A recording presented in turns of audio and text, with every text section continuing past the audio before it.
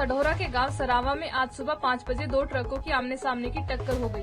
बताया जा रहा है कि दोनों ही ट्रक तेज रफ्तार में थे और सरावा गांव से कुछ आगे चलते ही दोनों की आमने सामने की जबरदस्त टक्कर हुई, जिसके बाद टक्कर की आवाज सुनकर जब आसपास के खेतों में रहने वाले लोग मौके पर पहुंचे तो वह भी इस हादसे को देखकर दंग रह गए, क्योंकि ट्रक के अंदर चालक बुरी तरह से फंसा हुआ था और उसने दम तोड़ दिया था, जबकि दूसरे की टांगे ट्रक के अंदर फंसी हुई थी और दोनों ही टांगे टूट चुकी थी। हालांकि जैसे तैसे ग्रामीणों ने घायल को ट्रक से बाहर निकाला और उसे इलाज के लिए अस्पताल भेज दिया, लेकिन जब मृतक को बाहर निकाला तो देखा कि शव टुकड़ों में तब्दील था।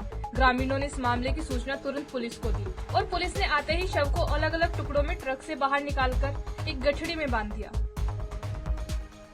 लगभग 5:30 बजे का टाइम था और हम यहाँ से सैर करने के लिए घूमने के लिए गए तो आगे जाके हमने देखा कि इतना भयानक, जो शायद जिंदगी में पहली बार हमने ऐसा एक्सीडेंट देखा कि जो ड्राइवर था उसके कई टुकड़े हो गए और वो राहगीरों ने और जो वहाँ लोग इकट्ठे हुए उन्होंने उसको इकट्ठा किया और एक पल्ली के अंदर उन्होंने उसको बांधने का काम किया। आज पहली बार जिंदगी में एक ऐसा एक्सीडेंट देखा।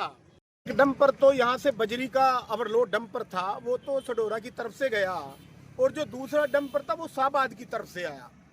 उसमें एक जो दोनों ही ड्राइवर थे तो एक तो ड्राइवर मौके पे ही टुकड़े हो गए तो वही खत्म हो गया और दूसरा भी बहुत बुरी तरह से घायल है, उसको वो उसी टाइम तुरंत निकाल के एमएम हॉस्पिटल में ले गए। डंपर तो यहाँ से बजरी का ओवरलोड डंपर था, वो तो सढौरा की तरफ से गया और जो दूसरा डंपर था वो शाहबाद की तरफ से आया।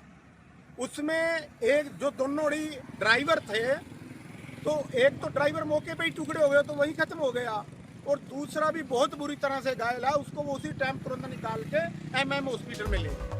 फिलहाल मौके पर पहुंची पुलिस ने शव को कब्जे में लेने के बाद उसे पोस्टमार्टम के लिए सिविल अस्पताल जगाधरी में भेज दिया है। तो वहीं दूसरी तरफ पुलिस इस मामले की जांच में जुटी है कि आखिर लापरवाही कहां थी।